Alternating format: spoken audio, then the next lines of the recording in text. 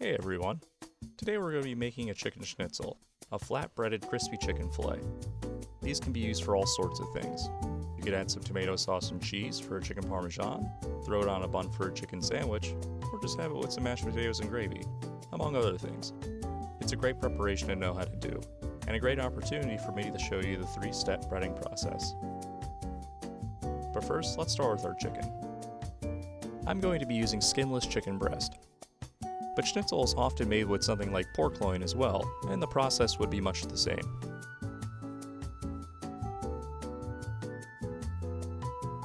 This chicken breast is one I sourced from a whole chicken I broke down.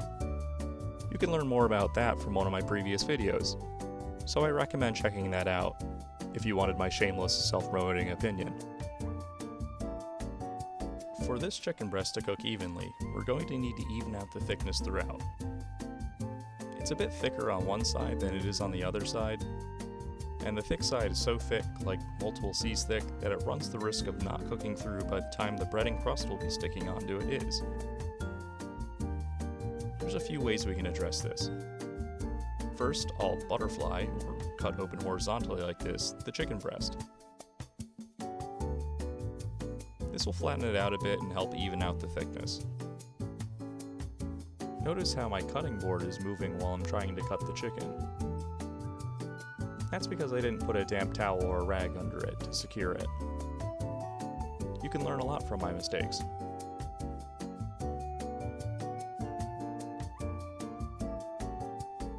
Because butterflying it opened it up so much, it's a little big, so I'm going to split it in half, but you can leave it whole if you prefer.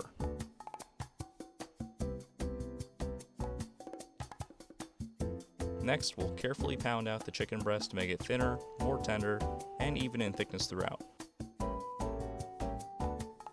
You can use a variety of everyday kitchen objects to pound out this chicken breast, so just use what you have lying around. A bottle, a mallet, a rolling pin, or even your helper. But don't worry, he had it coming.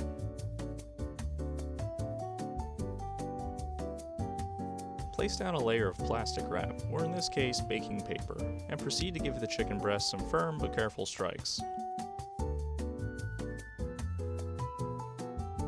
We want to flatten the meat, but we don't want to poke holes in it or turn it into mush.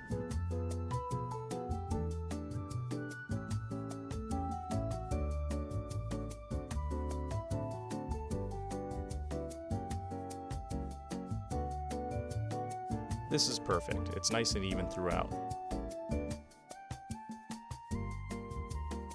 So now we'll move on to seasoning it. And because we'll be seasoning the different layers, we can go pretty basic here, just some salt and pepper.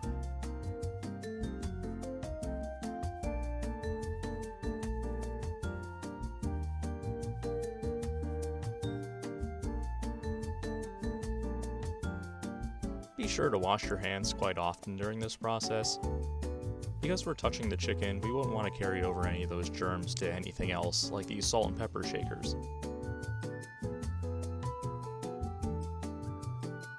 Alright, now that this chicken is ready, we can set it aside and move on to the 3-stage breading process. Now, what is the 3-stage breading process? Well, I'll tell you what, it's really something special. Like you, one of my 11 viewers. It's how we'll get breading to stick onto, well, whatever we're breading, in this case chicken.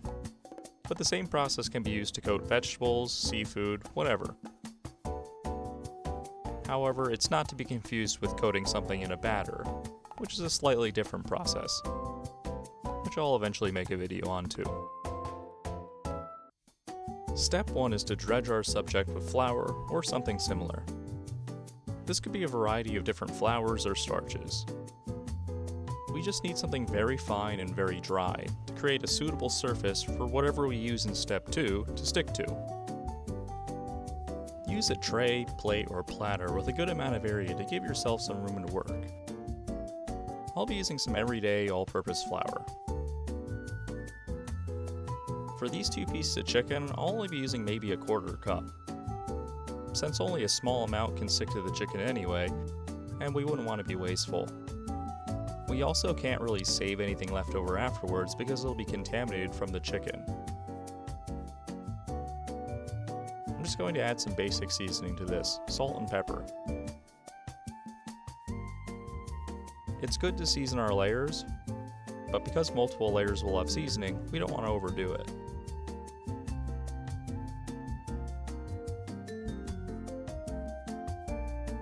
Step 2 is an egg wash, a wet and sticky layer that is viscous enough to make our breading layer stick, and then bind it in place during the cooking process. While egg wash, a beaten egg solution, is the standard procedure, some other good options are yogurt, buttermilk, and even mustard. In a dish, again with some room to work, I'll crack one egg and just add in a splash of milk.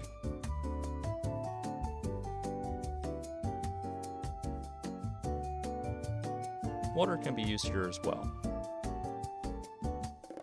Then give that a good beating until there's no chunks.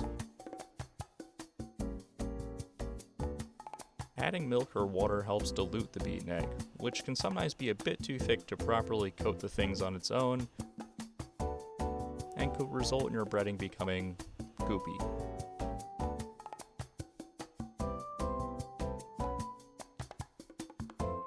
Step 3 is breading, coating our subject with whatever crust we want to put on it. This is where things get fun. There's a lot of options here. While breadcrumbs are the usual breading choice, you could use nuts, crackers, dried coconut, cereal, even potato or corn chips. Just crush any of these up until they're fine enough to stick on there. Anything that's dry and crumbly and small enough to stick but coarse enough to have some texture will work just fine. I like using a combination of standard unseasoned breadcrumbs and panko breadcrumbs. The standard breadcrumbs are much finer, which gives us great coverage and really coats the chicken well, while the panko, being a bit coarser, has really good texture. Together we get the best of both worlds. We'll season this layer up the most, since it's what comes into contact with our taste buds first when we eat it. I'm using the usual suspects, salt and pepper, with the addition of onion powder, garlic powder, and dry oregano.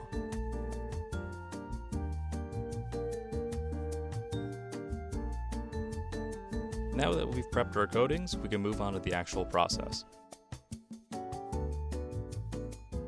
It's time to dredge the chicken in our flour mixture. We want to make sure that it's completely coated, every nook and cranny. It should be completely dry to the touch when we're finished with it. Spots that aren't dry won't allow the egg to stick to it, which will prevent our breading from sticking, giving us an uneven coating, which is just sad.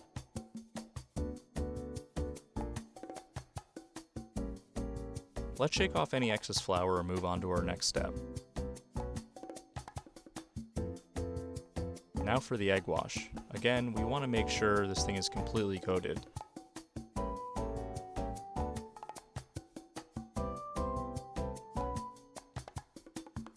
This is the glue for our breading, so we want to make sure it's applied thoroughly.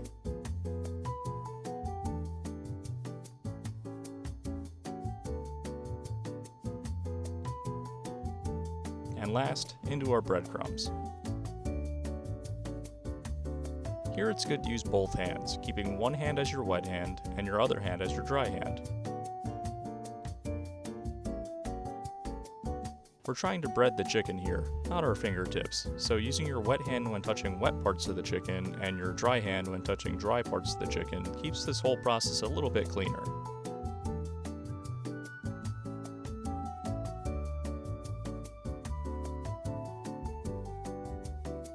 I like to give the breading a good press to really make sure it's stuck on there good, and that every single area is completely covered.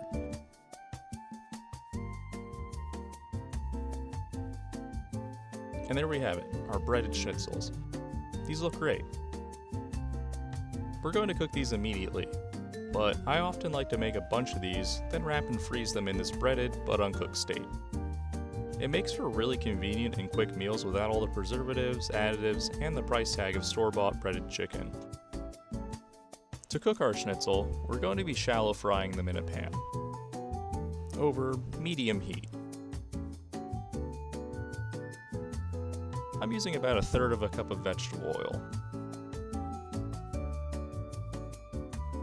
A good way to know if our oil is hot enough when shallow frying is to take a piece of our breading and drop it in the oil. If it begins to fry, then we know we're in a good spot. The oil looks ready, so we'll carefully place our schnitzel in, using a motion away from us, so we don't accidentally splash ourselves with hot oil. Because of how thin the chicken is, we can cook this entirely based on how it looks on the outside, which will take about 4 or 5 minutes per side anyway, to become golden, crispy, and delicious. There's basically no chance our chicken would not fully cook through, unless our oil was far too hot. And if that was the case, we would notice our breading burning anyway. With shallow frying, we want our oil to come up about halfway up the side of whatever we're frying. Shallow frying is kind of the halfway point between sautéing and deep frying, where sautéing uses a thin coating of oil in a pan to sear something one side at a time, where deep frying uses a lot of oil to fully submerge something to cook it everywhere at once. Now that we have a crust on one side, we'll just repeat the same thing on the other side.